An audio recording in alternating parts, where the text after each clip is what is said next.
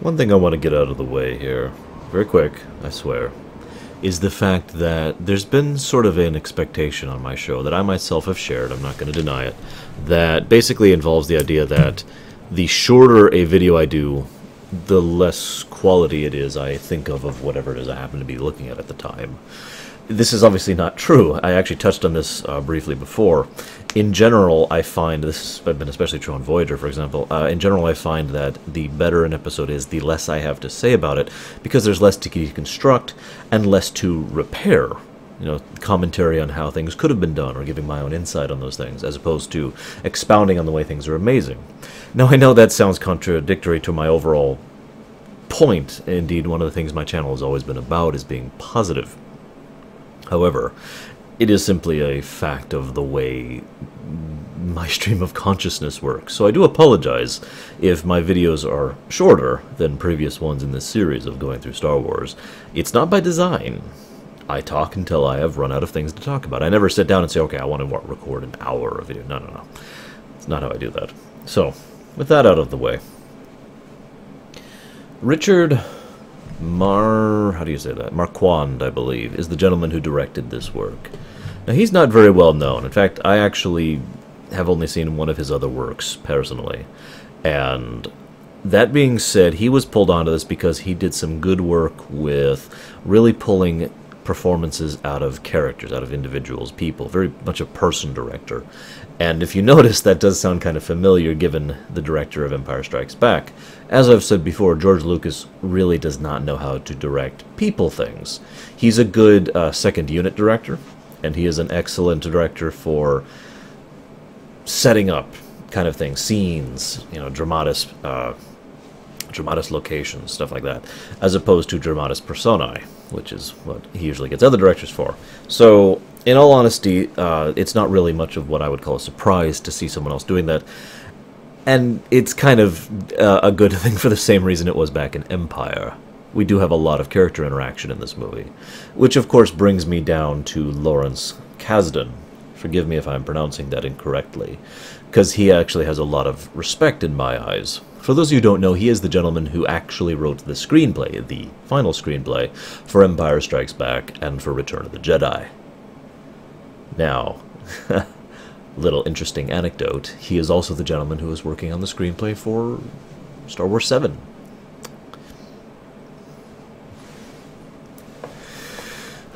But I mention him especially because his writing style is something I enjoy. I don't like it when a writer locks themselves in a room and says, okay, I'm going to write this masterpiece. That is actually basically exactly what George Lucas did when it came to Phantom Menace. He locked himself in a room and said, I am going to write this.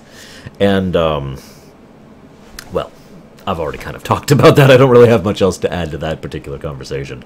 But what I do have to add is that what he does, Lawrence Kasdan, he sits down with the actual creator of the story, in this case George Lucas, with the director he's working on, and with a few other people who he believes has a reason or right to consult, and they just kind of talk it out and write it out kind of as a community group effort, which I've always felt when you're doing something this big is probably one of the best ways to accomplish writing.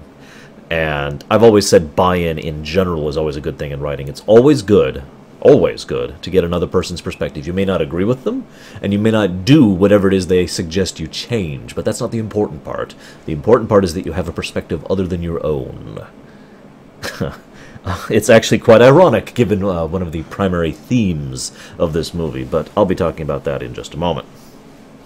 So, there is also one other thing to talk about when it comes to Return of the Jedi. I almost said Revenge of the Jedi. For those of you who don't know, the original title was going to be Revenge of the Jedi, and various people convinced George to change that. Is the fact that this is the most mercantile of the various Star Wars films. Even, well, debatably not of the prequels, but it is definitely the most mercantile of the original trilogy. A lot of things were done pretty much purely for the sake of the merchandising of the franchise, etc.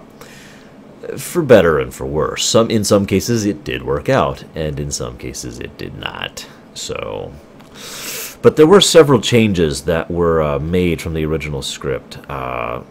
Good example is the fact that, for those of you who don't know, Obi-Wan Kenobi was actually supposed to come back to life.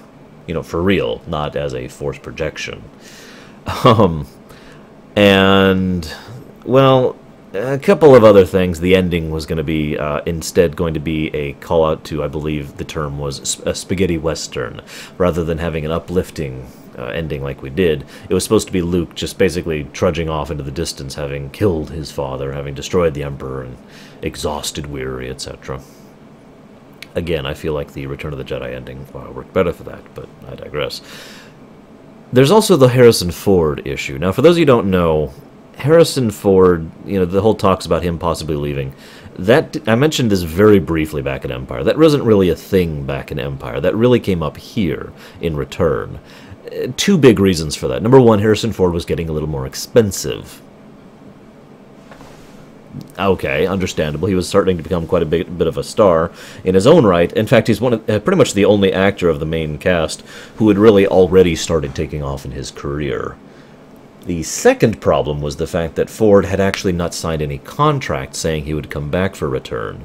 And anybody who knows anything about film knows that if you don't actually sign a contract, well, that generally means you're not going to be doing that movie, and it takes some convincing to get you in. Which brings me to my next point. George Lucas, and I credit him this, George Lucas insisted to the point of absolution. He was vehemently opposed to the idea of Han dying. He insisted that he remain throughout the course of this work. Now, his own reasons for that are his own, and I'll never know them, but I do actually agree with that decision. Han dying in the third work would not have actually added anything to the piece, in my opinion, and would have detracted from the work as a whole. And I have to admit I am also biased, because then we wouldn't have had the amazing Han Solo, who is an incredibly awesome character in the extended universe. So, now, I don't actually have much else to talk about when it comes to behind the scenes. I could bore you with talks about how the special effects worked, and how they did a lot. They were more ambitious, and it kind of shows because it has aged more poorly.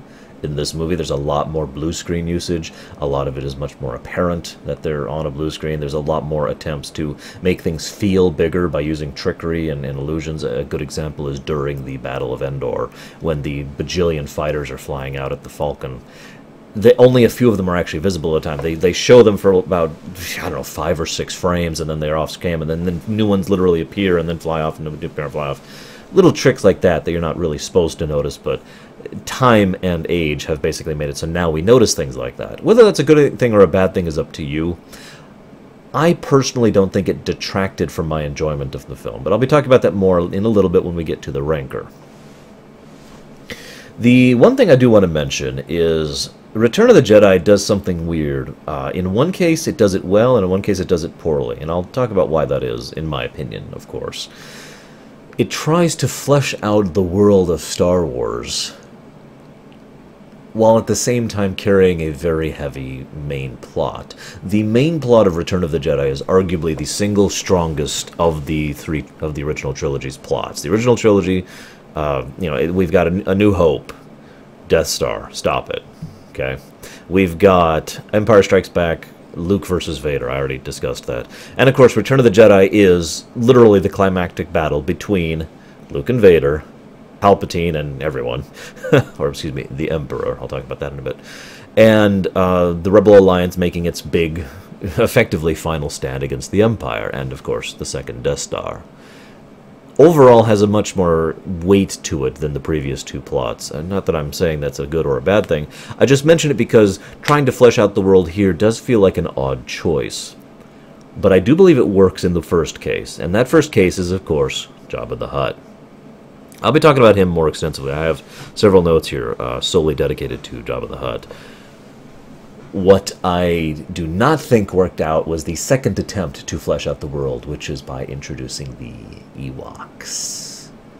Now, I'm going to talk about the Ewoks more later, but I'm going to go ahead and drop this bombshell now. For those of you who are not aware, the Ewoks were originally going to be Wookiees. Now, I'm glad, really, that every time a Star Wars film is made, the midgets actors of America get tons and tons of work. I'm with that. You know, Jawas, Ewoks, this is not new. But I think Wookiees would have worked better, but I'm going to save that discussion for when we get to Endor further in the thing. And we'll talk about Jabba when we get to him. I just wanted to mention both of these things here because it feels like a deliberate design choice with regards to the script, and is something I could see being done. But the problem is it is very easy to fail at accomplishing something like that because you're threatening to bog down your story with discussions about, you know, fleshing out the setting and whatnot in the third arc of a trilogy, and that's the catch right there.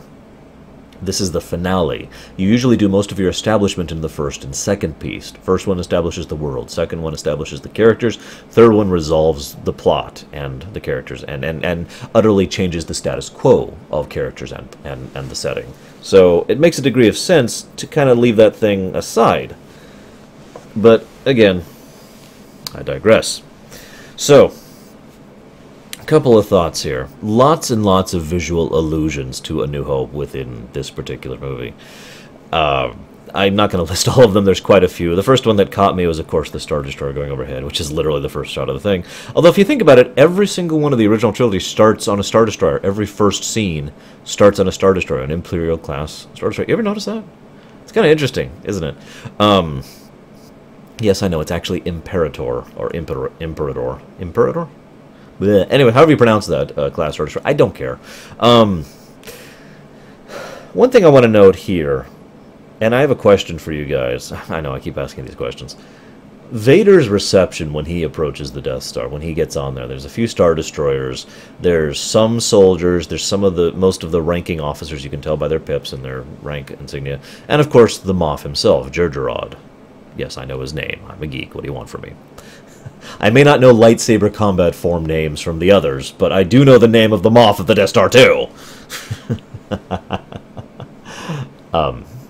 Point being that it's a relatively small reception, which actually is in complete contrast, deliberately I think, to the Emperor's reception later. Because Vader doesn't like pomp and circumstance. He never has. He is very much businesslike. He very much wants to get things done, and he wants to get them done now. So it makes sense that he would not be willing to tolerate, or indeed demand that. Which brings me to the question. When the Emperor shows up, there's hundreds of troops. I think there's actually a full regiment there. I wanted to go ahead and count, because I know how large a regiment is in Star Wars for the Imperial military. But the point is, tons of troops. All the officers are there. Moff Jerjerrod is there, even though he doesn't even say a word. Vader is there on bent knee. You know, they're all there in supplication to the Emperor. Now, the thematic significance of that from the purposes of making a movie is obvious, and I don't even feel like the need to comment on that. Or rather, I do, but I'll talk about that later. But I find myself wondering, is that what they decided to do, because that's the Emperor of the entire Empire? Or is that what he demands of them? Does the Emperor demand that kind of cackling, self-congratulatory ego-stroking, I believe is the phrase. Props to those of you who catch where I'm quoting. Pretty sure I'm quoting it wrong, but I haven't read Heir to the Empire in a while.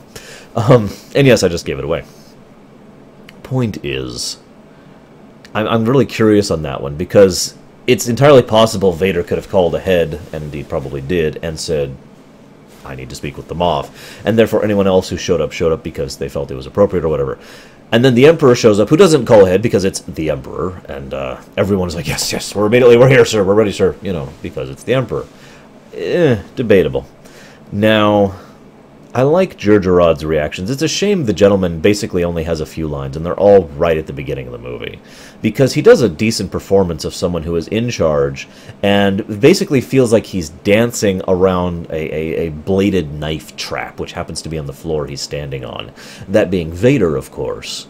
The way he talks, though, he does have a degree of oomph to him, not like Tarkin did. He doesn't have the raw, callous arrogance and superiority that Tarkin did, to the point where Tarkin could actually bark orders at Vader. But he does actually stand up to him and actually has the ability to say, you know, no, this is unacceptable, this is impossible, I have to do this. The reason that is done, though, is actually done for out-of-character reasons as much as it is in-character reasons, because the thing is, Vader then mentions the Emperor is coming, and Jerjerrod balks at that. The one thing that can terrify him more than Darth Vader himself is the Emperor. And so, it makes sense that he would then immediately say, yes, I will capitulate to everything you demand, even though it is unreasonable. It helps flesh out... I've talked about this before. It's an excellent and very well traditional way to flesh out a character. Flesh out other characters first, and then show their reactions to the new character, which helps the audience immediately. I mean, even when I was young, granted, I was nowhere near as young at this point in time, but even, when I was a younger kid, younger than I am now, of course, I got it immediately. I saw that, I was like, oh god, I mean, what? The Emperor's got to be this horrible, horrible person for them to be reacting like this. So, excellently done there. Now, I do want to comment on something really quick here. I like it when a movie, or a show, or whatever, a book, has a plan unfold when you are not aware of what that plan is. I like that as long as it's done well, which admittedly it is not always. It's not always well done, but I like it when it is well done, and I like being like, oh, that's what they were doing with this, or oh, that's why they were trying to this, or, things like that, right? And I feel like Luke's plan when it comes to Jabba's palace is something like that, even though when you actually think about it, it was relying on a fair amount of luck and fortune when it comes down to it. And of course, it was nearly screwed up by one young woman. Now, let's talk about Jabba the Silajik Tiur, or Tiure. I don't actually know how to pronounce it. I think they pronounced it in the Clone Wars, but I don't recall off the top of my head. Jabba the Hutt, for those of you who don't care about his clan name or anything about his species or culture. And if you're one of those people, then you probably want to fast forward a few minutes, because I'm kind of going to be talking about the Hutts for a bit here, too. See, the Hutts are a fascinating culture to me. Disgusting. Let's make this clear, but fascinating. The way that they function is... Okay, let me just give you a brilliant insight into Hutt culture right here. If you are a super fat Hutt, then you have reached a point in your life where you have already proven that you can indulge in excess. Now, in other words, being a skinny Hutt is literally a point of shame, because it means you have not earned the right to indulge yourself. You have not earned that power, or that wealth, or that prestige, or, political backing, whatever it is. You do not have the necessary pylons in order to fatten yourself up like that. So you can't. So you're skinny, and you are looked down upon, scorned, mocked. You're literally a second-class citizen. And at the same time, though, all Hutts are kind of encouraged to work towards that. And yet, the interesting thing is the Hutts themselves are actually capable of a fairly large amount of cooperation with each other. For the most part, while the Hutts do play their own little game of politics with each other, they always think of themselves as kind of one unit separate from the rest of the galaxy, which is the next curious and interesting thing about the Hutts. They have a ridiculous superiority complex. And it's one of those really infuriating kinds, because it's understandable why they do. They are, in many ways, superior to most other species. They live a really long time in the centuries range. They are incredibly durable when it comes down to it. For the most part, unless you get to a weak point, like, I don't know, say a neck for a choke point, it's actually very difficult to kill a Hutt. Blasters will certainly work eventually, and so will lightsabers, but when it comes down to basic combat, and for the most part, Hutts are generally considered to be more intelligent than most other species. Yeah, I know, it sounds weird, but trust me. The thing is, the Hutts as an overall have two huge problems to them. Problem number one. The Hutts kind of play the game from Orlais in Dragon Age, and they kind of play it in the same way that Orlais does, or the nobility, I should say, of Orlais. In other words, they do it to the exclusion of the real world. They do it to the detriment of their real situation. And that's one of the reasons why the Hutt Empire, if you could even call it such a thing, has kind of done this over the course of history. It rises when strong Hutt leaders actually start doing something, and it falls when their children start playing the game, if you understand. Now, Jabba's an interesting example of a Hutt, because he is probably the example of a Hutt. Driven, intelligent, brilliant. He was 80 years old when he really started beginning his rise to power, and that is quite young for a Hutt. And he was intelligent enough, cunning enough, and enough of a long-term thinker that when he saw what was happening in the Old Republic at the time, he realized that he could reposition himself to become something more than just another wealthy Hutt. Because Jabba was very ambitious.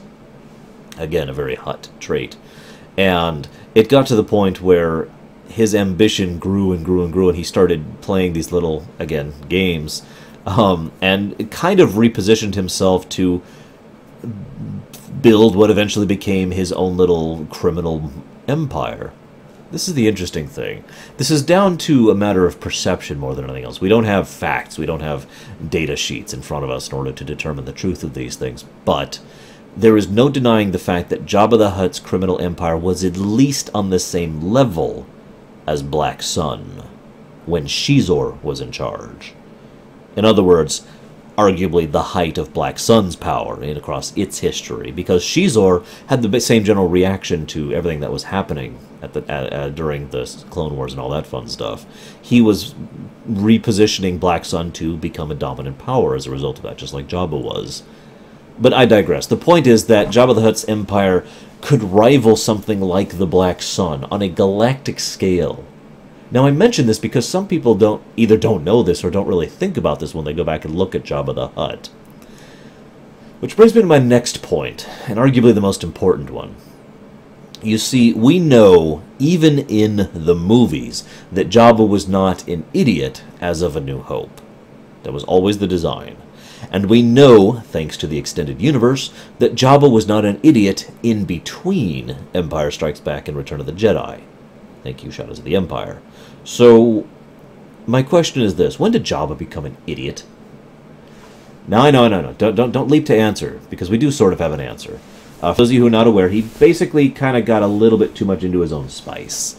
And he had a couple of problems at home, so to speak. He got really screwed up mentally. Some would argue Jabba actually was the Hutt equivalent of insane by the end of his reign there.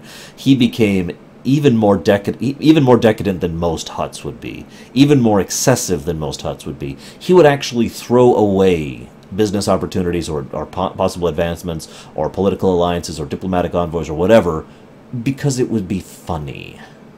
Now, that is a very indicative of the Hutt personality overall, but within moderation. Jabba had abandoned that moderation, and so in between his usage of his own product, the glitter stem spice, and the fact that he just kind of started going cuckoo around the cocoa nest, and started getting very paranoid too, which is ironic given things I'll be talking about. It's fascinating because Jabba is basically the pinnacle example of that theme I mentioned earlier. Jabba the Hutt ultimately died because he was arrogant.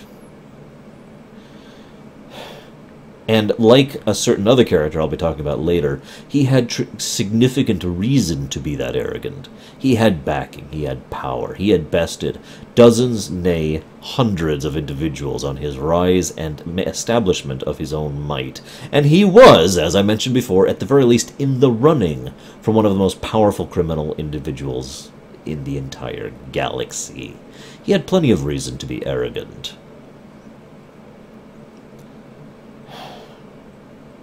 Now, there's a little theory I've heard, and I'm just going to share it. Feel free to share your thoughts with me on this as well.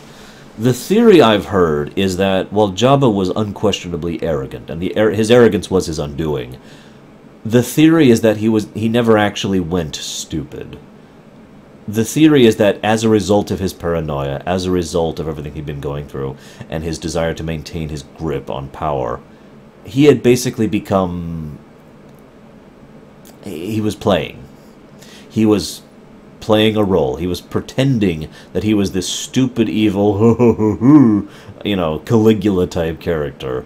And his excess, even by Huttese standards, by the way, his fascination with humanoid females was considered a rather aberrant perversion by Hutt standards. Anyways, he was playing the role, he was playing the part to make people underestimate him, so that anybody who tries to bring him down would do so in a more obvious manner that would be easier for him to stop.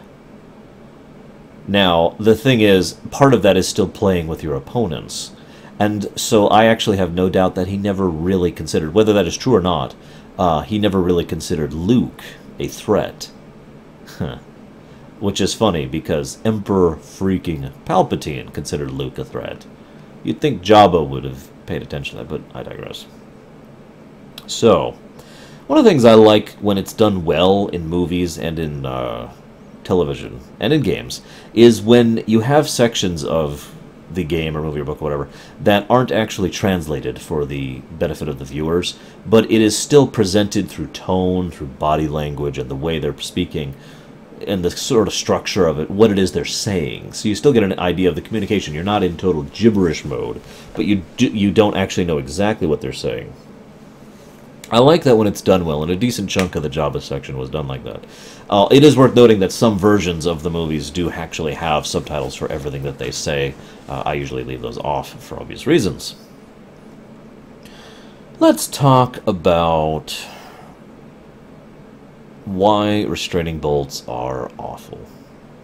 For those of you who don't know, a restraining bolt is something you can put on a droid. It has to be put in a specific spot on the droid, and it kind of mind controls them. Now the thing is, it will induce them towards loyalty to whoever holds the control rod or chip or whatever they call it, and it can actually literally shut down parts of their servos so that they physically cannot resist and have to either return to you or, whatever.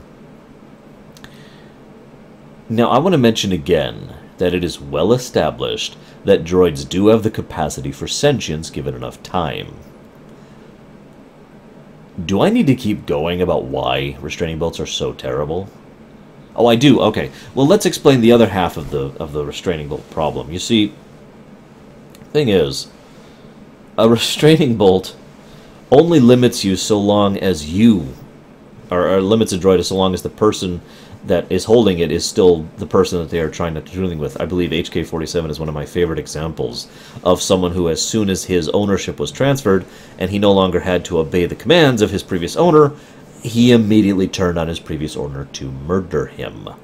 Now, granted, that was HK-47 in his own particularly delightful way, but the point remains that that is a very tenuous control at best, and it has the byproduct of ensuring that your droid in question is fully cognizant and aware of everything you're doing to them that they don't want you to, or that they disagree with. And there's nothing they can do about that. And then we add the concept that droid torture exists. Some people say that's silly, but to me that's very indicative. We do know droids feel pain, as I've discussed many times before, and so have many other authors. Pain is a useful feature for a robot to have. For the same basic reason it is for a human being, really. And so you can just stimulate pain within droids, and you can have them restrained with a restraining bolt so that they can torture themselves. Or you could have a restraining bolt on one droid and force him to torture other droids.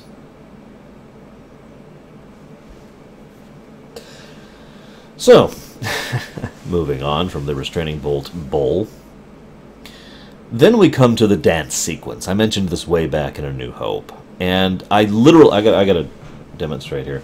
I was literally doing this during the dance sequence. I was just, oh God, why? It was so bad. It was so bad. I hated every moment of it. And I forced myself not to skip through it like I wanted to. And God, I wanted to. But, why? But I forced myself to sit down and say, okay, let's try and explain why it's so terrible to me. Now, I mean, I could give you the first and obvious answer. I don't like the music, and it's cartoony and stupid. But no. Let's give a real analysis answer here, which is going to be difficult for me because most of it does come down to preference. Number one, it relies a lot on CGI because they're basically shoving scenes into existing scenes to make it look like they always happened. And those original scenes were done with puppets and with sets, physical real things, which contrast very much, a lot, with completely fabricated CGI. In other words, as opposed to what I normally think CGI should be done as, which is to accent something. Literally, it's just smacking a stamp of CGI on top of a real set, or indeed an entire set of CGI, and then switch to a real set. And so the result from that is a huge back and forth contrast that completely pulls you out of the movie to the point where you're just like, huh? Second point. It has been argued that the base idea for it is actually a good one. This was actually mentioned by one of my viewers, and it's funny because I had the same thought. The idea of leading back to what the old Chicago gangsters would do, at least in dramatization. They're at a party, someone gets shot, and then the person who shoots them says, "Come on, get the music going again," and everyone's like, "Yay, dancing, happiness." Except it's obviously fake and forced because they're all terrified because they could be shot next for basically no reason, with no consequences. That atmosphere of fear can be generated by a artificial induction of a fake opposite atmosphere. It's the same reason why, for those of you who have been watching my Voyager reviews, all three of you, if you saw my video on the episode The Thaw, it's the same reason why so many scenes in that episode were so terrifying. They were light and happy and uplifting and charming and had joyful little music playing, and then they led you over to a guillotine to chop your head off. All it takes is context to make something terrifying. Content doesn't make something terrifying. Context does. There's a reason why "There Are No Strings on Me," as I talked about during my Halloween stream, is a terrifying quote when given the context and presentation that it is given in that trailer. So this idea, if executed properly, would have worked very well. Because it did work in the original version. As you know, I've been watching the original version side by side, and I watched that, and I had all those thoughts that I had, came up with to justify the big happy scene.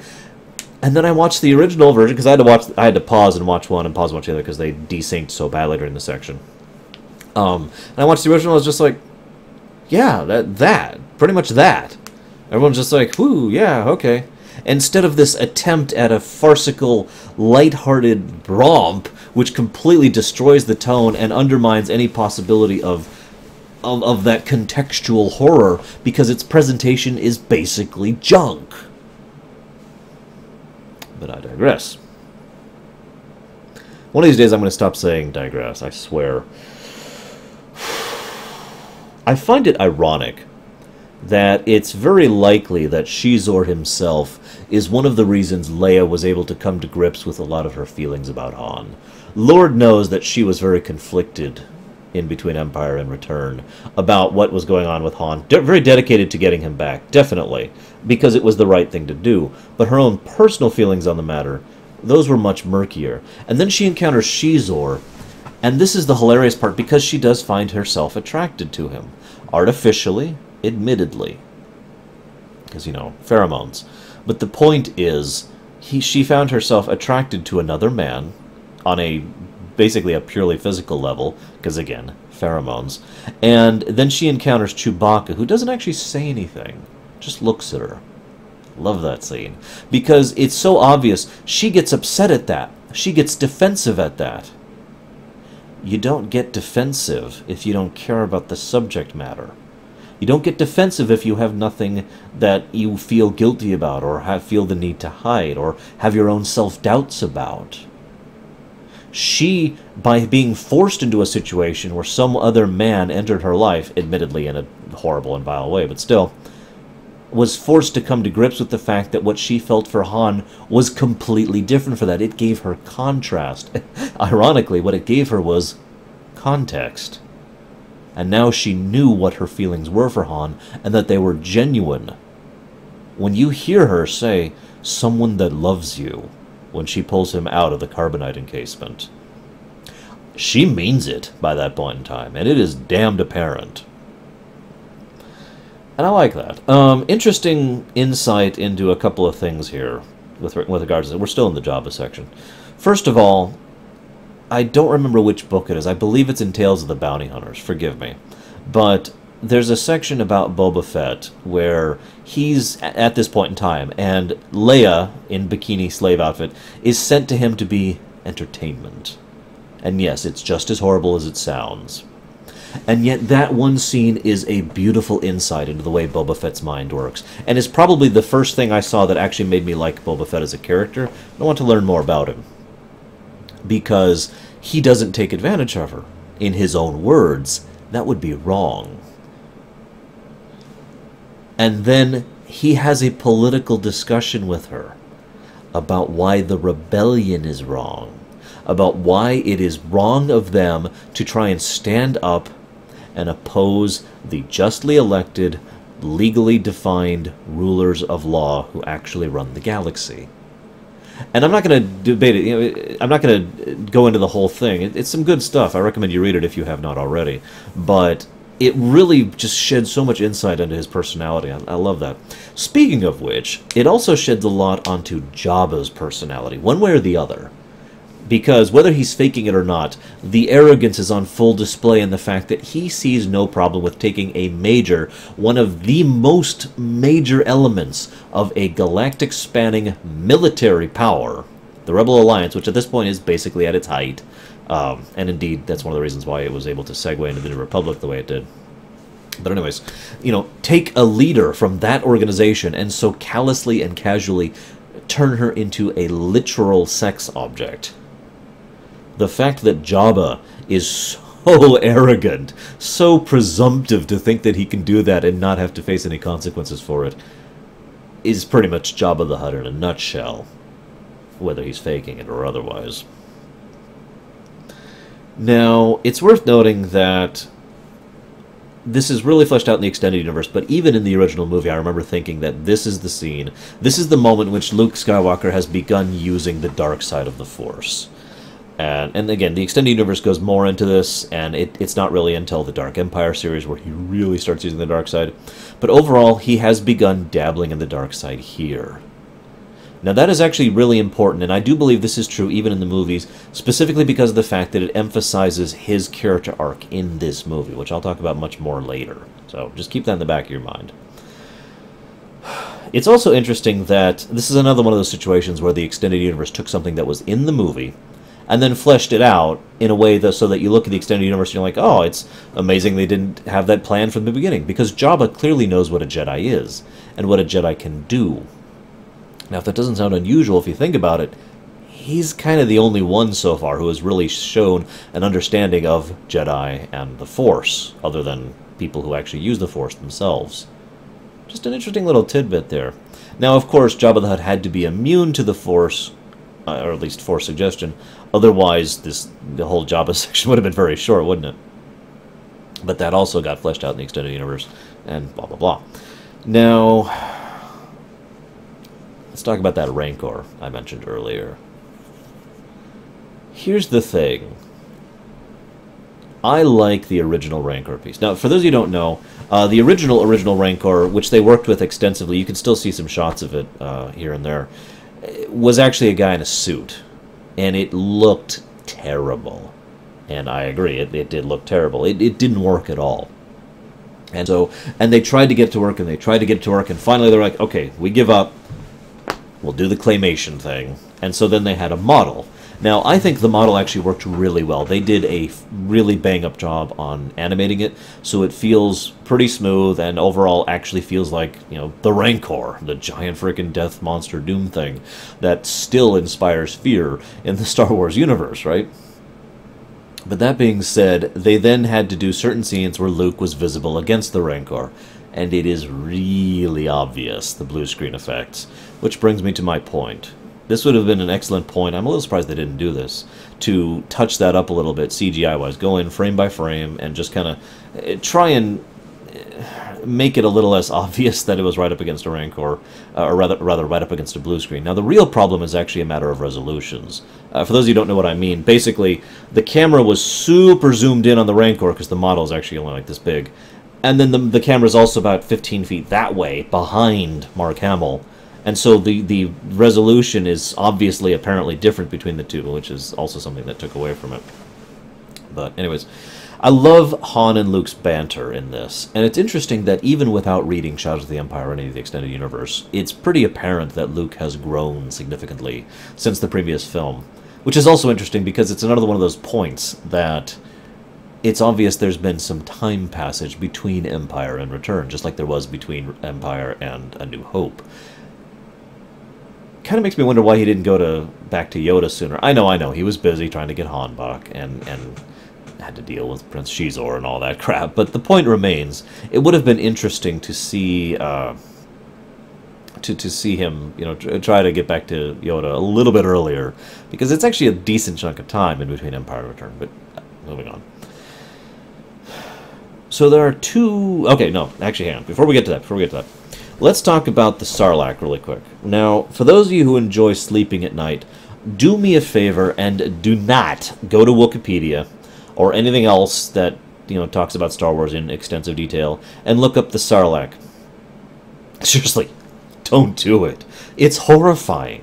There are things in the Cthulhu mythos that look at the Sarlacc and go, "Damn, dude! Whoa!" The Sarlacc is every bit body horror, visceral, disgusting gore, horrifying, nightmarish creature from beyond, and that sense of the inevitable greater than you and can't be stopped and will inevitably consume the galaxy kind of a thing. By the way, these creatures, when they reproduce, create spores which can travel through space. The Sarlacc is one of the most terrifying creatures I have ever encountered across fiction. Wow! And it's in Star Wars, which in general is kind of lacking in the, oh my god, I would rather shoot myself than encounter that category of thing. Yeah, I know, there's a few things, but ugh. So, that's kind of all I wanted to mention here. Is just, it's really offsetting. Because even in the time, you see this whole pit thing, no tentacles, no beak, and it's like, that going in there you're going to get eaten by this horrible monster. Okay, yes, I'm with that, sure. That horrible monsters, got it. We just had a horrible monster, the Rancor. So I get it. The Sarlacc just takes that to a whole new level, and in my honest opinion, I think the Sarlacc actually does cross the line. Just my opinion. So, two schools of thought when it comes to cinematography, and I tend to vary on which side I am on. The first side says, if you're doing a movie, you should have no fluff in your movie. Let me define fluff really quickly. Fluff is not filler. There's a huge difference between the two. Filler is gap. It's empty air. It doesn't add anything to anything. It's not entertaining. It has no positive value. It is simply wasted time. Fluff is something that generally does not advance any of the 5 elements of story. To repeat for the billionth time, is plot, characters, characterization, setting, and theme. None of these things are actually advanced by fluff, but it is still lighthearted, or entertaining, or engaging, or otherwise some kind of thing that you at least enjoy watching. Now, fluff is something that, to use a weird example, Star Trek does fairly often. And sometimes it pulls it off, and sometimes it does not. But Star Wars, this is the first time Star Wars has actively gone out of its way to create fluff. It does so several times in this movie. The reason I bring this up is because these two lines of thought are basically, you should be open to the thought of using fluff in a movie in order to have gaps so that the audience can just take a breather, basically, and enjoy a bit of screen time before they have to engage their brains for the heavy stuff again. And it's also worth noting that it can be used in contrast to the heavier stuff to make it more emphasized, but whatever. Or, you shouldn't have fluff because that's basically wasting time you could be spending on more significant or heavier elements and get back to the serious, drama of your movie, right? Which one of these you agree with is totally up to you. I'm not even going to tell you which one I agree with, because that's not the point. I just felt like mentioning it, because this is the first film, again, of the original trilogy that actually has fluff. And it kind of would set a standard for the prequels, which have a decent amount of fluff in all 3 of them. But moving along. So, here's a significant point here. They never mention Palpatine's name in this entire movie. Now,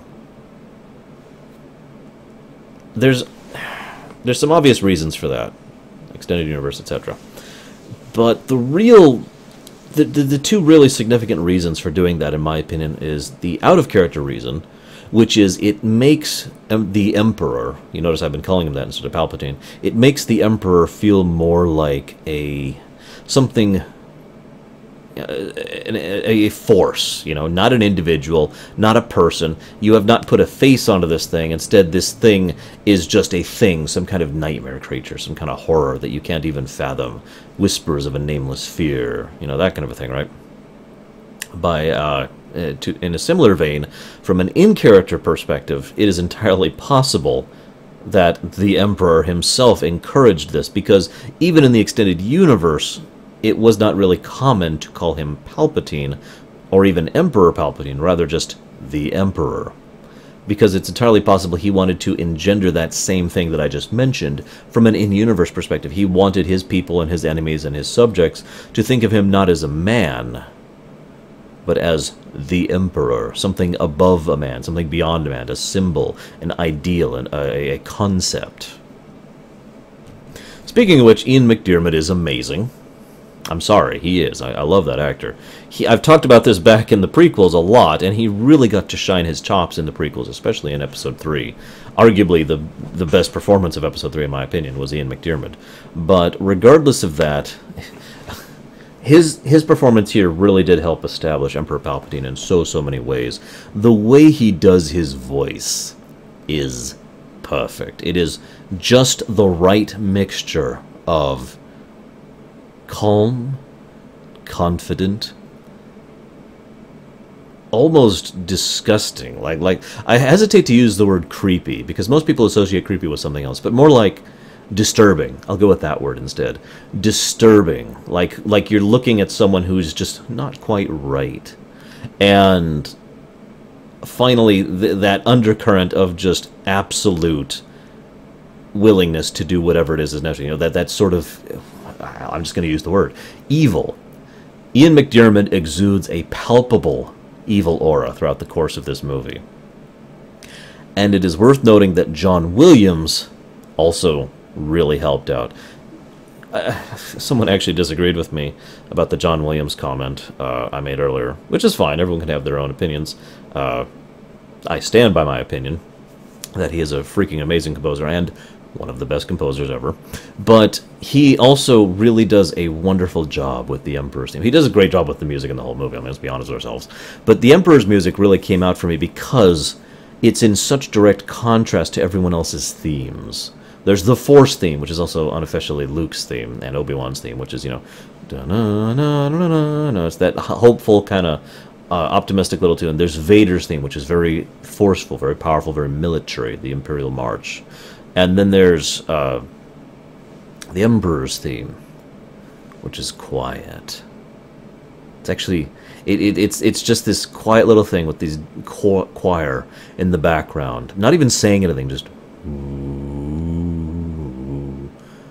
and it really emphasizes the overall nature of just a creeping cold.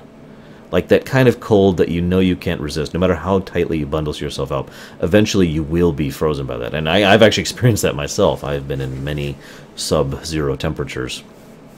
And I know what that kind of cold is like. And that's just what comes to mind whenever I hear that song. And that kind of inky blackness, like you seeing the sun disappear behind the horizon and you know it'll never actually rise again. Brilliant work on the music. So I've been asked to explain this specifically. This is actually asked on my stream twice. Some people have wondered, who the hell are those people hanging around with Emperor Palpatine? Those are his advisors. See, for those of you who don't know, the overall hierarchy, whatever, the structure of the Imperial organizational chart, I guess, is Emperor's always at the top, and then below him, kind of attached to each other in a very strange way, are the Grand Moffs, the Advisors, and the Grand Admirals, and of course Vader's up there too. And all of them then have certain parts of the bureaucracy and the military underneath them. The Advisors overall tend to basically run the bureaucracy. They're the ones the Moffs report to.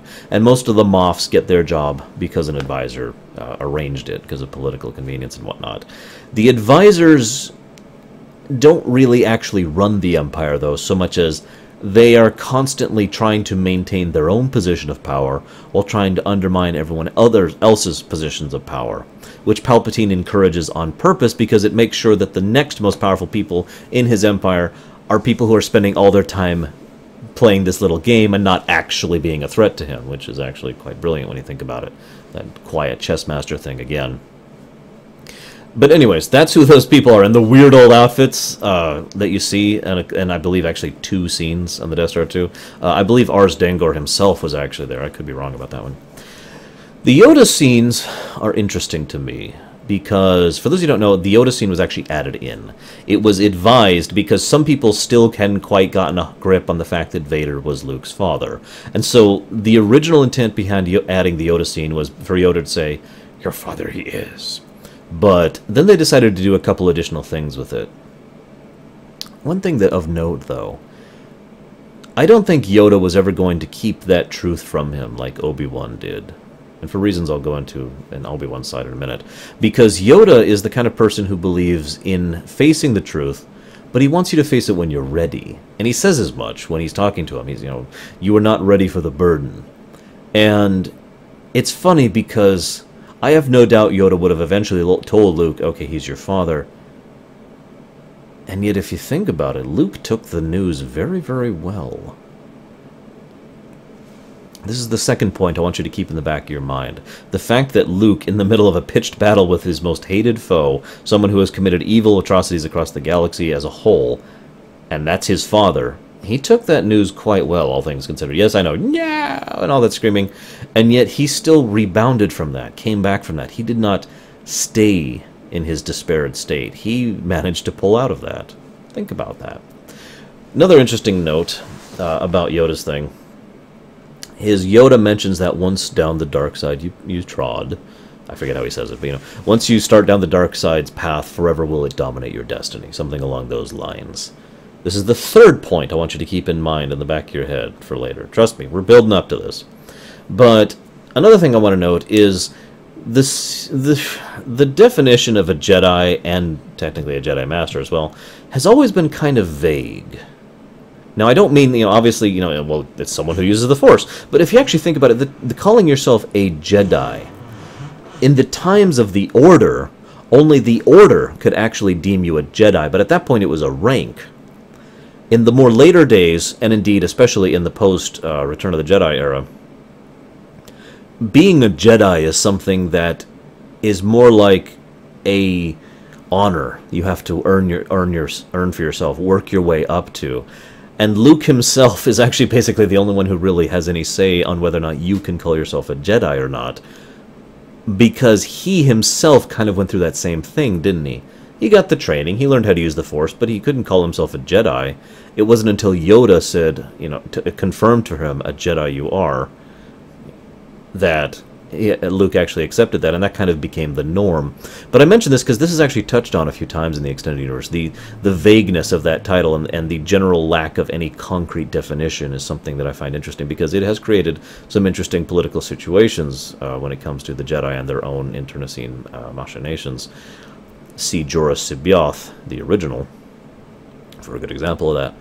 Now, Yoda's death was pretty perfect. I didn't actually cry during that scene, but I don't think I was meant to cry, because it didn't hit you with grief. It hit you just like, I don't know how to call it. I guess I would say with significance. The music goes it goes into a low-key, quiet thing. And the sound as he lets it out, and there's this thunder you hear at the perfect visual cue, or perfect audio cues, and then there's this visual cue of the entire room just slowly getting dimmer, just a little bit. If you're not paying attention, you might not even notice it. And then, of course, he fades inside the blanket as he becomes one with the Force. Amazing scene, and really actually makes us care about the fact that this Muppet has just died. That's the power of movies in general, isn't it? Now, Obi-Wan's explanation about his lie back in A New Hope is an obvious hand wave. And yeah, I know, irony, right? Obi-Wan's lie was a hand wave. But the point is, if you think about it, it does actually fit. Because it fits with the idea that Obi-Wan himself is firmly in the belief that Anakin Skywalker is gone. There is no good in him. He is fully consumed by the dark side. He has jumped off of that diving board, and he's gone. And it's interesting how well that fits, given it was obviously not intended to be that way in the first place. Especially given everything I talked about back in Revenge of the Sith. So there's a wonderful quote here, and I wrote it down. "Bury your feelings deep down, Luke. They do you credit, but they could be made to serve the Emperor." That is a very interesting quote, and it's very indicative of Obi-Wan's perspective, and indeed the perspective of Light Jedi in general. There is no emotion. There is peace. The idea that those emotions are something that can be used as a weapon against you, and that's one of the things that the old Jedi Order was so afraid of. All sense-making. And yet it is still very Obi-Wan to add that first note in there. They do you credit. In other words, Obi-Wan acknowledges that the Jedi, even the Light Jedi, should not be emotionless robots, that we should still be people. Just food for thought. Now, Mon Mothma. Let's talk about the actress who played Mon Mothma, whose name I do not know, forgive me. It's funny because she basically walked on the set, had no idea what was going on. She had one series of lines to say, and that's it. And she just walks on there, no idea what's going on. Big old crowd assembled, gives this speech, super nervous. She was super nervous about doing it. And had no idea what a Bothan was or how to act, but she just did her best job. And I actually got to give the actress props, because she does actually have managed to have some gravity behind her statement without getting too much into understanding why there's gravity behind her statement. It's also worth noting, I do believe this is the first, and indeed only, mention of Bothans within the Star Wars movies, which is interesting given how much of a role they tend to have in the extended universe, but again.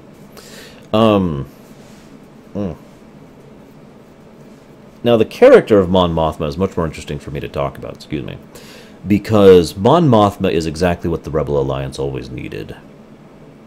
Between, I can't think of how to pronounce his name, the general from the Thrawn trilogy. What is his? How do you say that? Whatever, the Corellian guy. Between him and between leaders like Akbar and Leia, they do have enough of the political/military side of the Alliance covered.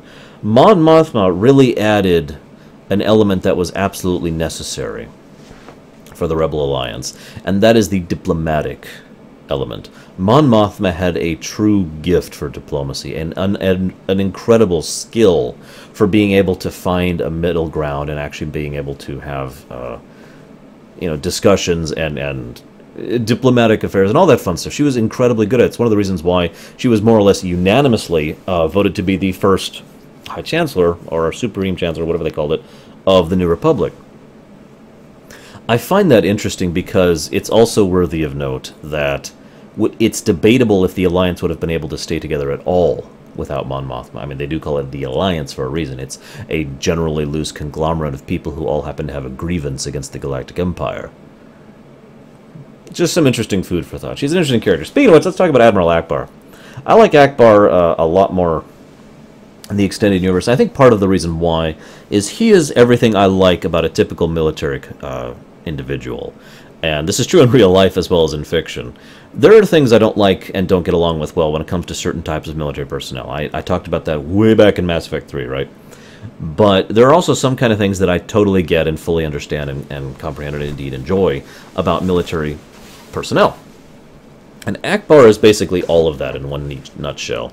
He is very driven. He is not willing to put up with any BS. He doesn't even see the point in trying to play at politics. So he actively avoids it. He is incredibly honest. He's incredibly upfront about things. And he really, really wants to do the best he can for his people because, goddammit, he really cares about his men and women and aliens and droids. So Akbar is an awesome, awesome general, and again, it is debatable how well the Alliance would have maintained without Admiral Akbar basically at the head of it. I just feel like mentioning this in brief, the obvious significance of Han lending the Falcon to Calrissian. Shrug. Interesting thing to think about. Luke is on a shuttle traveling by the Executor. And Vader senses his presence because, of course, he does. But Palpatine does not. Why is that? Palpatine has more than enough power. He has more than enough control. This is a man who basically spread himself out enough to, well, I'll talk about this more later, but, you know, to do the battle meditation thing for an entire fleet and a space station, all at the same time, while engaged in a personal situation of trying to turn the last of the light Jedi to the dark side and gain his new apprentice. That man should not have any trouble sensing Luke, so why did he? Here's a thought for you. Palpatine and Vader did not sense Yoda or Obi-Wan, right? Now, this is discussed in the extended universe. Both of them did things in order to ensure that they would not be detected, that their ripples in the Force would be covered by other things, so to speak. Luke was obvious to detect because he had nothing disguising him. And yet, at this point in time, he is sufficiently disguised that only Vader senses he is there. Because by this point in time, whether Palpatine was ever a Grey Jedi or not, by my own definition of Grey Jedi, he is unquestionably using the dark side extensively and indeed, most likely, absolutely. And yet, Vader has enough of a personal connection past the dark side to Luke, his son, the one thing he cares about, which I talked about back in Empire Strikes Back, that it is sufficiently, he is literally sufficiently in touch with that type of thing that he could look at that and say, yeah. And the funny thing is, even then, it's not immediate. He's still hesitant. He's still not entirely certain that he could sense his son on that ship, even though it was right there. Couldn't quite get that. So, it's worth noting that this is really talked about in the extended universe, especially in the Old Republic era, aka the KOTOR era. Especially in Tor. Cool. But the, shall we say, tradition of a Sith Lord basically telling the military to go screw themselves because you're doing things my way, arguably really started here. You can't really say that started in Empire, because in Empire, the military people who did poor things, see Ozzel, made mistakes, and then Vader told them, you're stupid, and then killed them. In this case, the military leader, in this case it's Piet, was going to go ahead and allow a standard military protocol procedure to happen without incident, and Vader comes in to question it. And note how instantly Piet offers, I was going to clear them, but you want me to hold them? And Vader says, no, let them be, I will deal with it. And Piet immediately capitulates, as you wish. It's not a big deal, but I feel like that's what really initiated that type of thing in the extended universe, where the Sith Lord just walks in and says, this is now what it is because it is my will, and I am right because I am Sith. And the military just kind of has to go with it. See the Imperial Agent storyline for an excellent example of that in Tor. Speeder bikes. Sometimes referred to as swoops. I find the speeder... okay, I'm not going to comment on the driving the speeder bikes through the forest, except I'm going to comment about it later, but only in passing. But the swoops, or speeder bikes, I'm not even sure which is actually appropriate in this case. We'll just call them speeder bikes. It's a cool concept, which is part of the reason it works, but I feel like that initial chase, the one that happens right when they first land, is properly tense. And I was thinking about why that is. I decided to go ahead and give my thoughts on that. I believe the reason that scene is properly tense is because of the fact that we know what the stakes are. We know that this is the Alliance's one chance to strike a true blow against the Galactic Empire. And if at any point in time they screw up, the whole chance is gone. They have to succeed at every interval of the plan. And so if they're detected right when they land, and those speeder bikes get back and give word that they're there, at least as far as they know, because they don't realize Palpatine is aware of the trap, and that it's a trap. It's a trap! There, we got that out of the way. Then it's over. And so that it was properly tense, because the movie has gone to lengths to show us the level of severity of the threat, and the significance of what's happening up to this point in time. At least that's what I believe. I suppose I'll talk about this next instead. So, speeder bikes, competency. One thing that's interesting, if you really pay attention throughout all the scenes on Endor's moon, or is Endor the moon? Whatever. The point is, as you're paying attention, you'll notice that there's only two types of actions that the various troopers and Imperial troopers take on the moon. Very competent, to the point where you actually could have respect for them, or ridiculously incompetent. This is true all the way up to and including the Battle of Endor, by the way. But as you're paying attention, seriously, watch. You see some of those speeder bikes, and they're very professional, they're very on top of things, and they know what they're doing, and then they make really dumb mistakes and die for stupid reasons. They managed to capture Leia without hesitance or incident because they managed to successfully distract her and perform a successful flanking maneuver. Yes! Then they're knocked out by a couple Ewoks. Huh? And so forth and so on. It's a weird situation. I'm only listing a few examples, but seriously, watch the movie sometimes. It's weird the way they do that. So here's the thing I skipped over in my thoughts. I don't even want to talk about this, but I guess I have to. I've already said this. Wookiees would be better. Wookiees would be better. Ewoks are not. Those of you who have watched me do anything ever know that one of the things I find most fascinating is different cultures, especially fictional cultures. Although it's true in real life as well. But really, I find fictional cultures fascinating. I love delving into the Orlesians. I love examining the Centauri. You know, I love really getting into the way the Mandalorians functioned, even though they weren't actually a species, you know, etc., etc. I could keep going. I love really digging into that kind of stuff. So do take this with all gravity is intended with. I find nothing interesting about Ewok culture. And given how poorly represented the Ewoks are in the extended universe, compared to, oh, I don't know, the Wookiees, I don't think I'm the only one who is in that boat. But I do have two things to comment on when it comes to the Ewoks. Just the two. Ewoks are what we usually refer to as eaters of other sentience. Now, if you don't know what that means, we here on Earth only have one sentient species that we are aware of, humans. Therefore, when a human eats another human, we call it cannibalism. But cannibalism is actually defined as eating your own species, right? And there are certain animals and bugs and all that kind of thing who do the same kind of thing. You know, they practice cannibalism. So when you get to a fictional setting where there are hundreds or dozens or thousands or whatever of different species, we needed a new term for that. So generally, the way most people mean cannibalism nowadays is equivalent to eater of other sentience. The Ewoks are eaters of other sentience.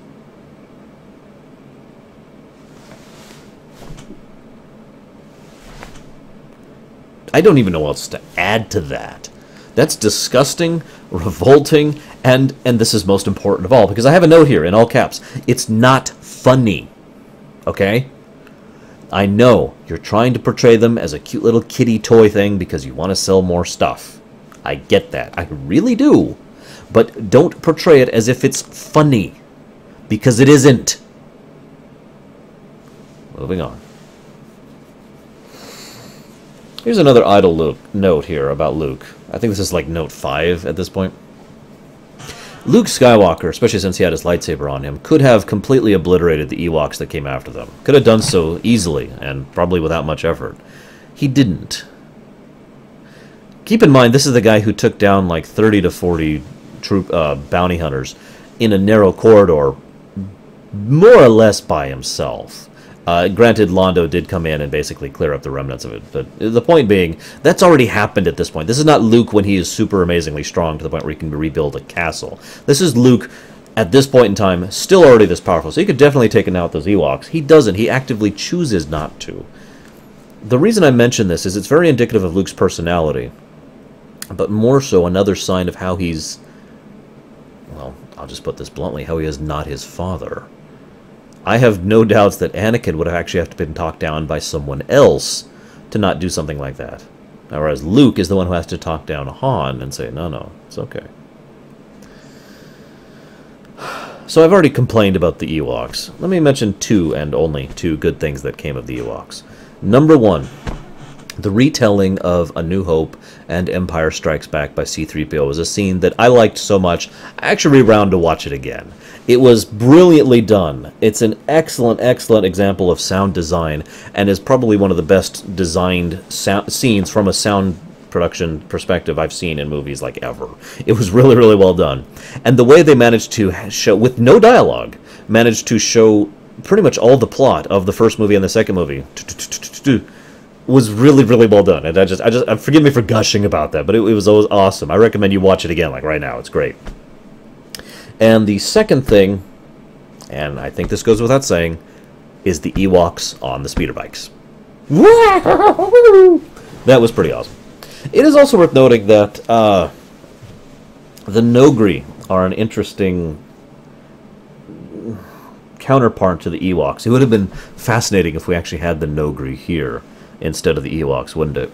I only mention this because it's kind of come up before that,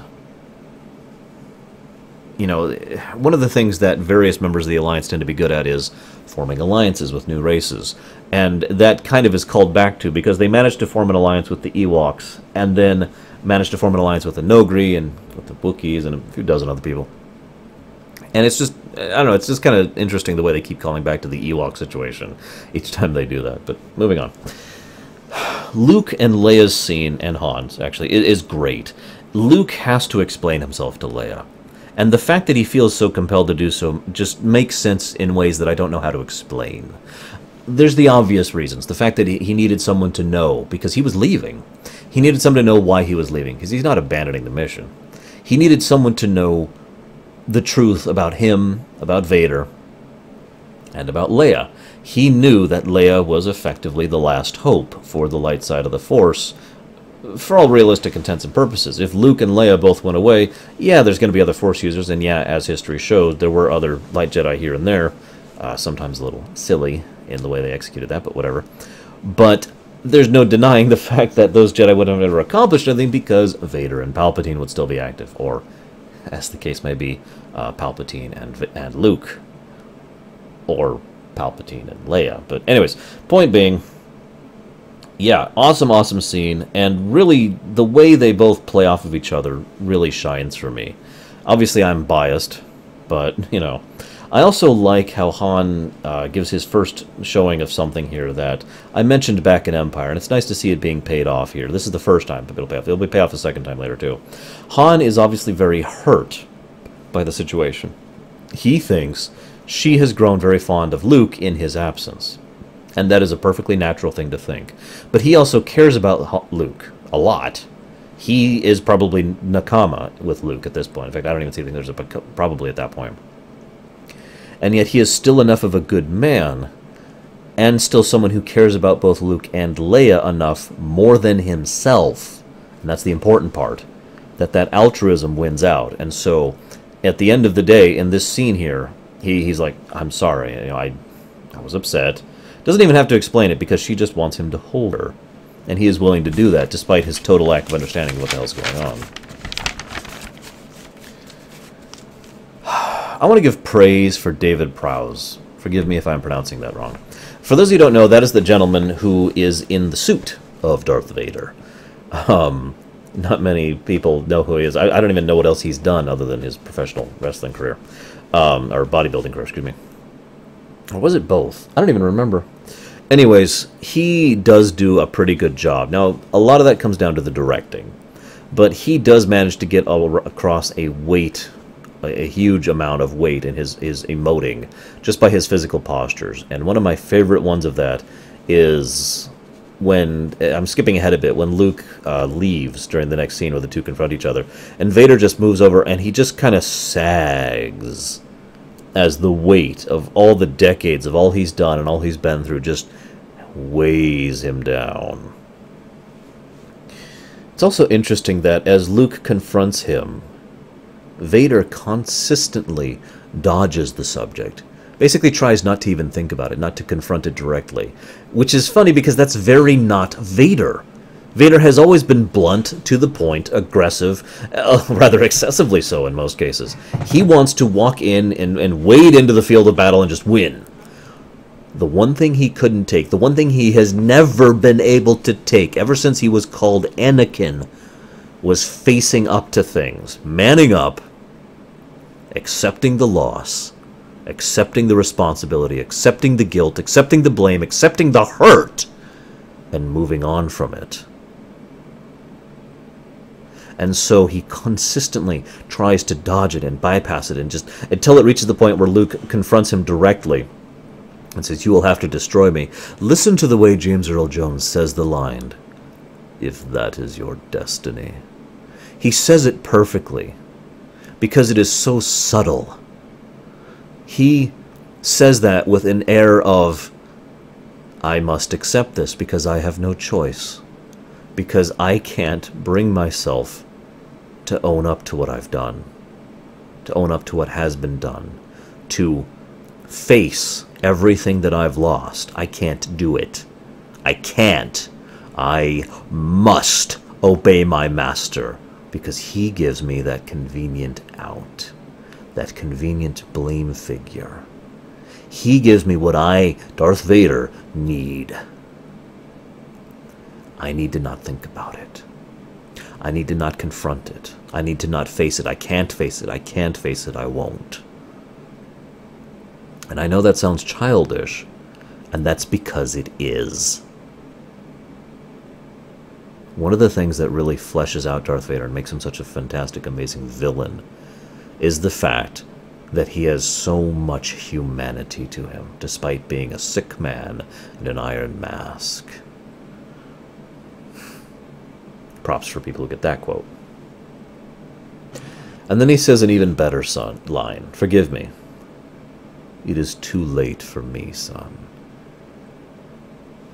That is a beautiful line for the obvious reasons, which I don't even feel the need to talk about, but also because that is probably the first time in decades for Vader that he has actually been willing to think about things, think about what's happened, think about the possibility of turning away from it all. It's the thought's only there for a second, but it's the crack, that one little crack in his armor, if you will. Now I'm going to be talking about things in a weird order here. So let's talk about, we're going to skip forward to the ending really quick. I know that sounds weird, but what I want to talk about most is actually before the ending, so bear with me. First of all, the Executor. My beautiful, beautiful ship is destroyed. I didn't actually tear up at its destruction, but every time I just kind of cringe watching that ship go nose diving into the Death Star. Such an amazing ship. For those of you who don't know, Emperor Palpatine was practicing what we now know as battle meditation. KOTOR gave us the title. Timothy Zahn gave us the concept. But from both, we understand that it's someone who is so ridiculously skilled with the Force that basically they kind of they help people coordinate. Imagine for a moment that it's kind of this, it's in many ways, and I don't mean this to be horrifying, but in many ways it's one of the reasons that the Borg have some of the advantages they do.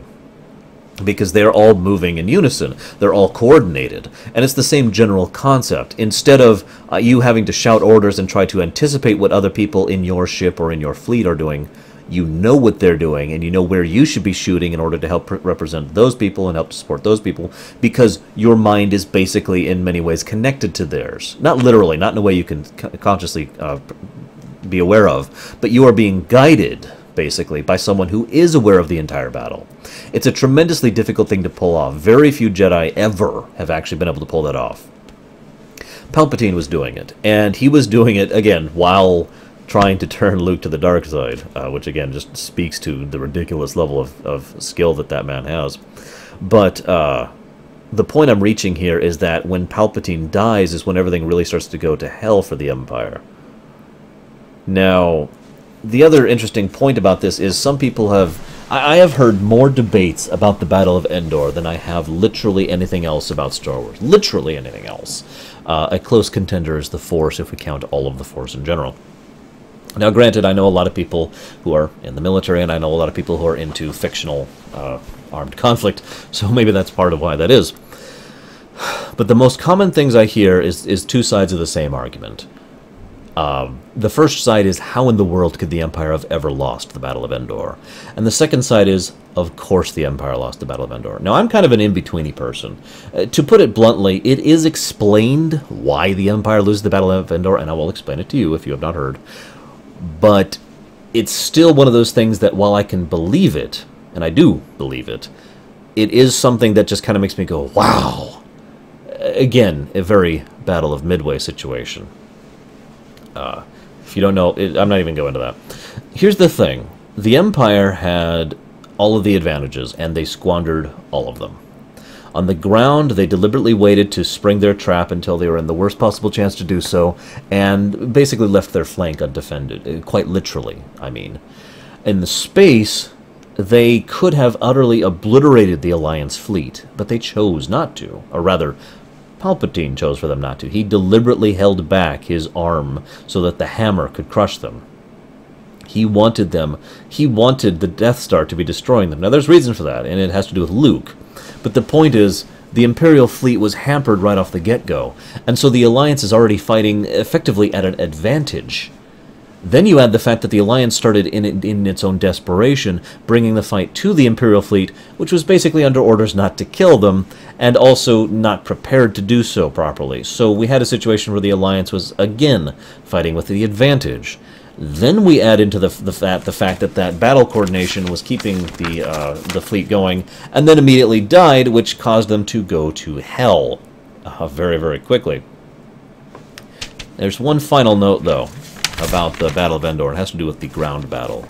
And that's the simple fact that most people are not aware, or at least I should say underestimate, the strength of guerrilla warfare. If you have the home front, and you know your territory, and you've got tons of ways to use that territory, your stronger opposing force is probably gonna lose. That being said, I forced myself to consider something as I was rewatching Return of the Jedi, and I just closed my eyes as I was listening to, I watched some of the battle, and then I rewound, and then closed my eyes, and I pictured all the scenes that just happened, but with Wookiees instead of Ewoks. And it's true! Darth Aod, our Shingaya, is speciest. Because, I can't even say it was a straight face, because it was better for me. Thinking about it being Wookiees made it all the better for me, and I'm going to explain why really briefly. First and most obvious reason, they're frickin' Wookiees. I actually care about Wookiees. I actually care about their culture. I care about the world. I care about their plight and everything that they've gone through. This is a species that has been enslaved as a policy by the Galactic Empire. Which brings me to my second point, which is also quite obvious. The Wookiees kind of deserved this victory against the Empire. The Wookiees would have had such thematic significance behind defeating the Empire in their own turf, basically, because the Empire has constantly been screwing them up and harassing them and doing terrible, terrible things to them for decades. So yeah, this is a wonderful managed way to close that loop and close that circle. Which, of course, brings me to the third part. They're freaking Wookiees. Wookiees are tall, intelligent, cunning, agile, and have giant claws that they can actually use to climb trees with. Ewoks are little furry balls of fluff. Seriously, Wookiees. Anyways, moving on. So, I already mentioned, oh yeah, the second point at which Han shows his true colors, so to speak, and has that payoff with his revelation in Empire. Han actually doesn't have that many scenes in this movie, think about it. Is when he shows that he cares about other people more than himself. He cares about Luke, he cares about Leia, and they are more important than himself. So he has that line, you know, when Luke comes back, I won't get in the way. And he's obviously heard about it. He has obviously heard about it. He is obviously just... But he's going to be the better man. He's going to admit it because he cares about these people. And then Leia tells him, no, he's my brother.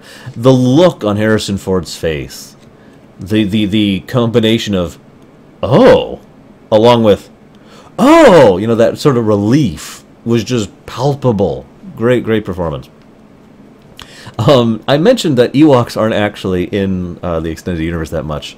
And some of you may have heard, in fact, I'm sure most of you, if you're watching this video and you're watching this long into a video analyzing Star Wars, you probably are aware of the essay, which is generally referred to as the Endor Holocaust, aka why that moon was screwed by the destruction of the Death Star 2. If you think about those two facts side by side, maybe, no. So let's talk about the ending. I do actually like the special edition ending better than the original. I feel like the music works better. I feel like showing the different worlds works better because it actually emphasizes that this was not a victory here. Remember, that was what happened in A New Hope. We celebrated this victory here. It was our first big victory against the Empire. Great. This is our last big victory against the Empire. We have defeated, effectively, the Empire. The Emperor is dead. Vader is dead. We have just crippled the infrastructure of the Empire. We have struck a decisive, long-lasting blow that the Empire will never actually recover from. At least not until the Empire starts calling itself the New Republic. Sorry. But seriously, though, this is something that really is a big thing. And so showing that it has affected other worlds than this one, showing, you know, all the different places, including Coruscant itself, was awesome and really helped make it feel bigger than it otherwise did. It's also worth noting this was our very, very first look on film of Coruscant, and was also really awesome for that reason. It was great to finally see Coruscant on the big screen. I believe at the time, for quite a while there, up until like a couple of years prior to this, I was still calling it Coruscant, because I never heard it pronounced. But anyways, I have this one note here. It's basically, the galaxy spins onwards. You know, there's still stuff to do. There's still lots to do. There's still cleanup. There's still work. There's still so many tales to be told. But for this one moment, life is good. And that needs to be celebrated. There's also no dialogue. And I like that too. I like the fact that there is no dialogue for pretty much all of the ending. None is needed at all. Their expressions, the music, their emotions on their face, all of it, that's all they need. Let's talk about my favorite scene in all of movie history, shall we? The Battle of Endor is fully emphasized by a confrontation between Luke Skywalker, Darth Vader, and Emperor Palpatine. That scene, stretching across the duration of the Battle of Endor, collectively, is my favorite scene across all of movies forever. And I am a bit of a film geek. And I'm going to talk about that a lot. Now you're probably asking yourself something. But Arsh, you said that your favorite duel of all time was in Empire Strikes Back. Why is the duel between Vader and Luke here not your favorite? Because it's not a duel. Not really. The significance of it is not the duel. The significance is not the fight. I know I feel like this sounds like I'm nitpicking, but truthfully, when I was considering that, this fight never really comes into mind as one of the big lightsaber duels, even though it is. Because that's not the importance of what's happening here. This is not Luke versus Vader. This is Luke versus himself versus the dark side versus Palpatine. This is Vader versus himself versus Luke versus Palpatine. This is Palpatine versus absolutely everyone. It's actually kind of terrifying how close Palpatine came to being on top of that array, I might add. But the dynamic of this scene cannot be understated. Luke has to kill Vader. If he does not kill Vader, he dies, or worse. But if he kills Vader, well, okay, he can't kill Vader. He has to kill Vader, but he can't kill him. Not just because of his own feelings or emotions, although that is part of it, because he is his father. But he also can't kill him because Vader's better than him. The only way he could summon enough power, literally, and skill and strength in order to overcome Darth freaking Vader is by giving into the dark side, which means Palpatine wins. He can't actually kill Palpatine, because Palpatine is protected by Vader, and other reasons which are explained in the extended universe, but that's not even necessary for this.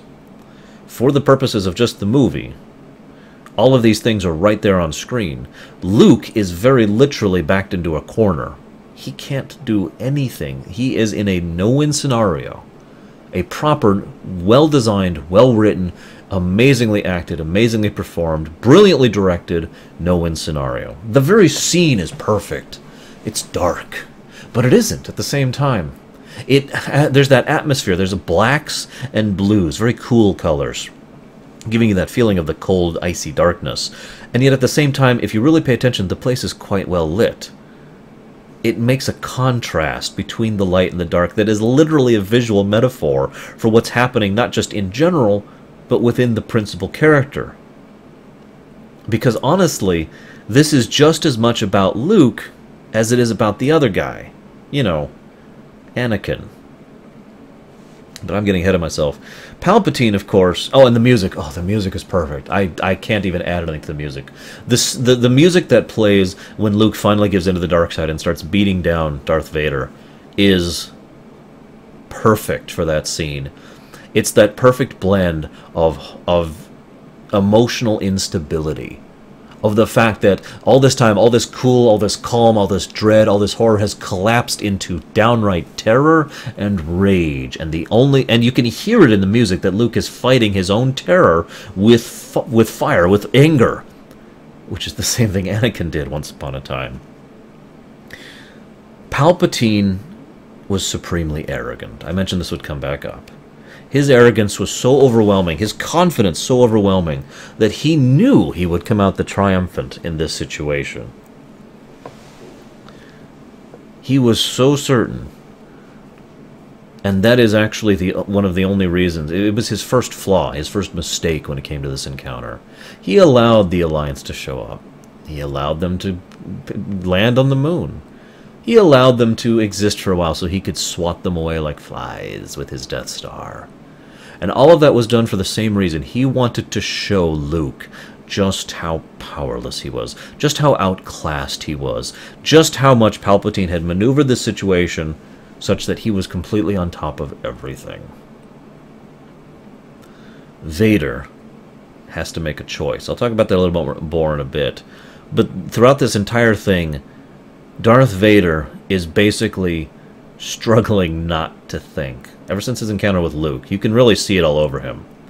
In the way he moves, in the way he acts, the way he talks. Struggling not to think, struggling not to feel, just struggling to keep going on at that point. I'm sure a lot of you out there, and myself included, understand what that feels like. Not wanting to try and deal with things right now. Just keep taking another step, and then another step, and another step. And then there's Luke. I mentioned before Luke has already been using the dark side. But Luke is different than Anakin. Anakin gave into the dark side to save Padme's life. Luke used the dark side freely, but submitted to the dark side, willingly put himself into the jaws of the dark side, because he wanted to redeem his father. He wanted...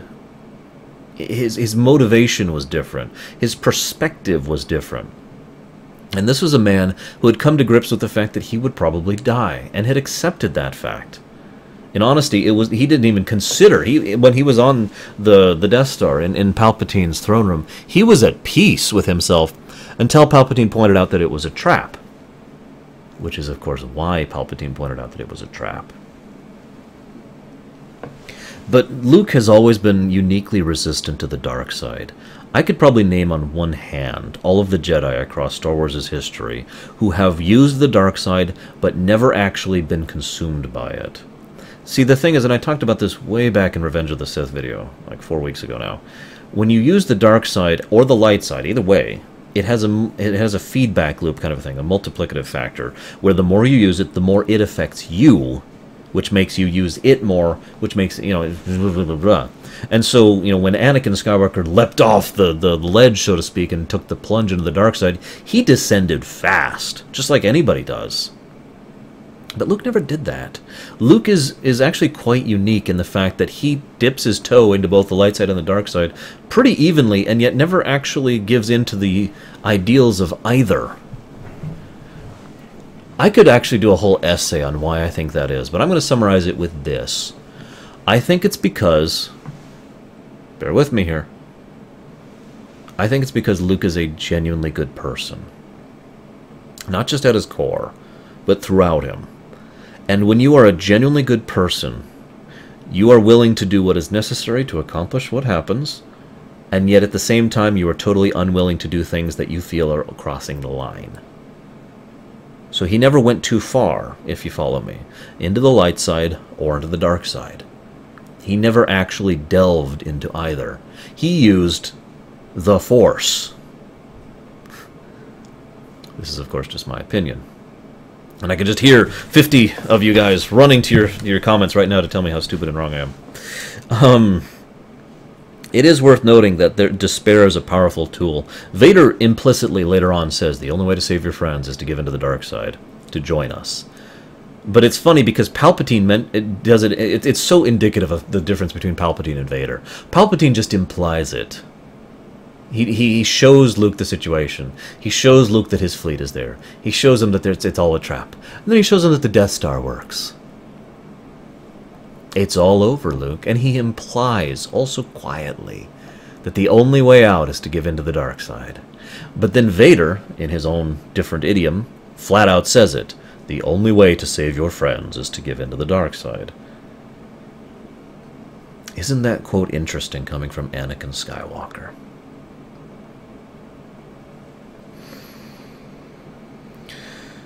It is debatable, very debatable, if Palpatine himself is one of the motivating factors behind why Luke did not actually take the plunge here.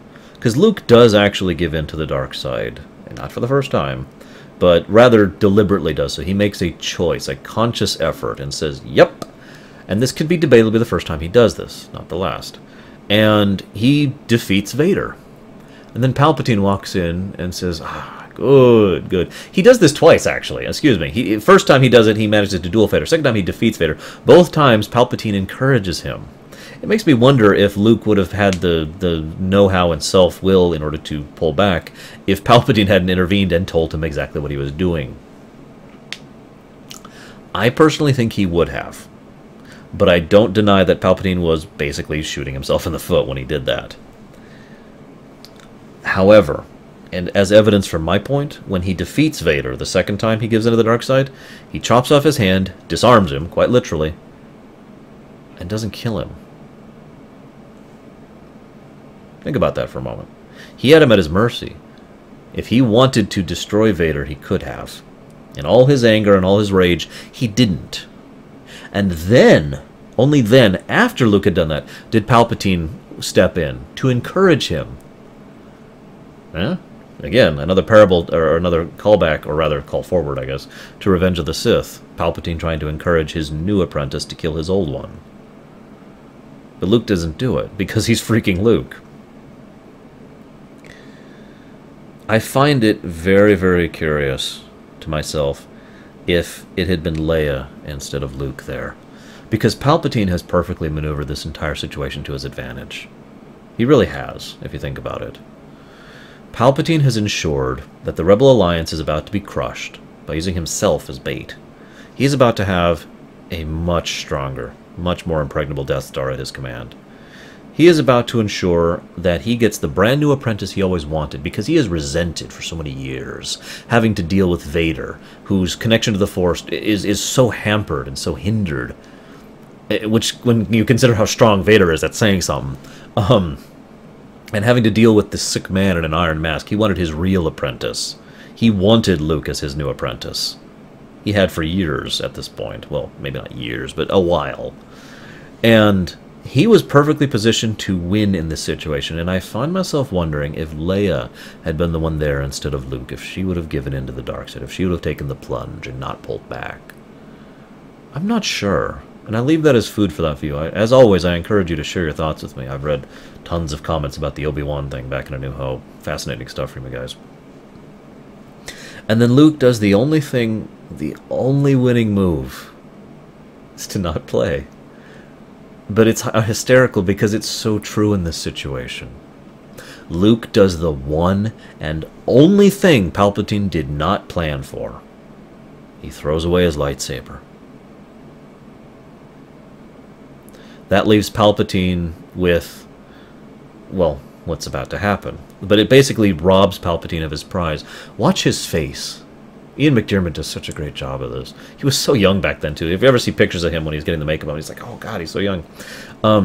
Emperor Palpatine's face speaks volumes. And you get the very strong impression that this is the first time in decades that Emperor Palpatine has actually lost. That he has actually had all his machinations and all his manipulations and all his brilliant chess mastery has not succeeded, has not successfully granted him whatever it is he wanted. And you could just see in his face the resentment and the bitterness and all that arrogance deflating and being buried in his own anger and his own resentment at the situation. The way he says that, so be it. Jedi. You can just hear it in his voice. And then he makes his final mistake. He kills Luke Skywalker slowly. Because he's Emperor Palpatine. He is a pretty sadistic bastard. He may be my favorite villain across all of fiction, but he is a horribly evil person. I mean, read what he did to Bevel the Millisk sometime if you want some horror stories.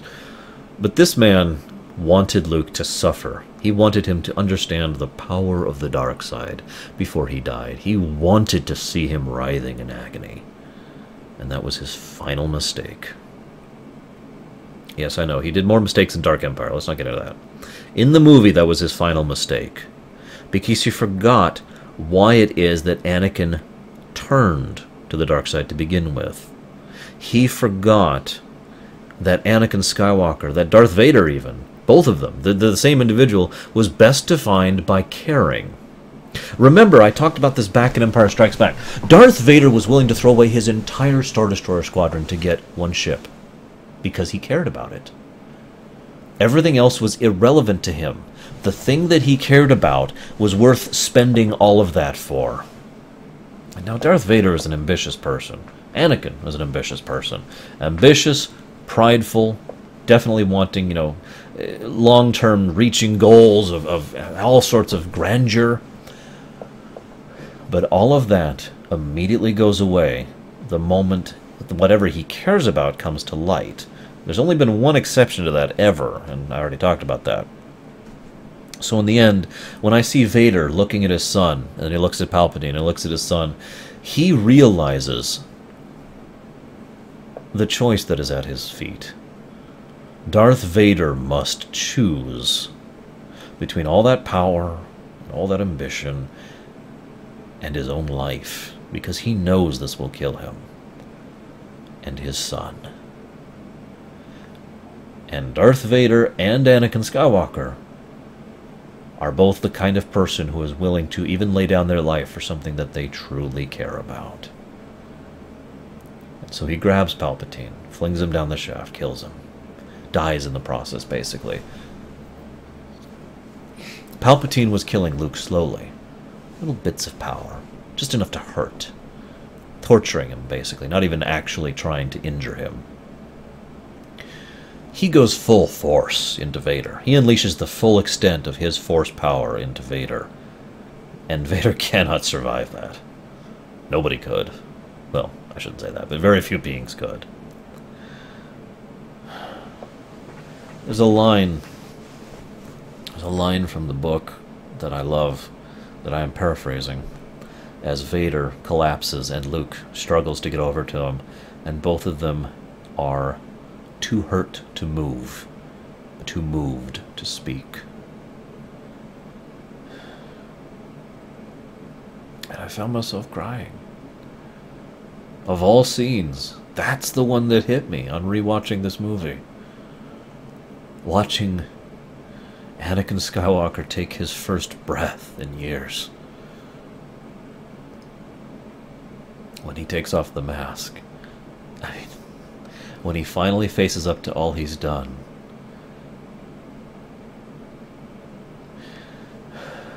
I've heard it suggested that he wanted to die, but I disagree.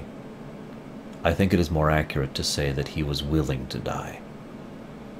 Because that is what taking responsibility means. All that he had been hiding from, all that he'd been running from all his life behind that mask, Anakin Skywalker was hiding and refusing to stand up and own up to what he did and what he continued to do.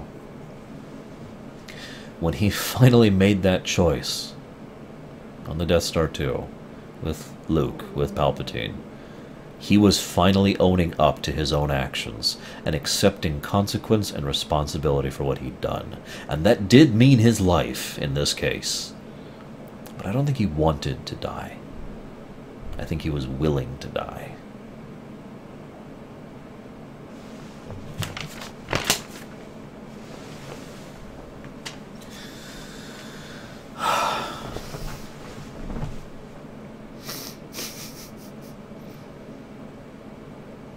I don't actually have much else to add. Except for one final note.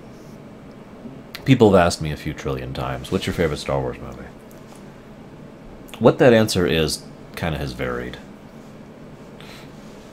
Having rewatched the movies just now, I'm actually going to go ahead and give it to Return of the Jedi. And the reason why is because of the same reason why Final Fantasy VI is my favorite game of all time. Both Return of the Jedi and Final Fantasy VI are flawed. Rather flawed, actually.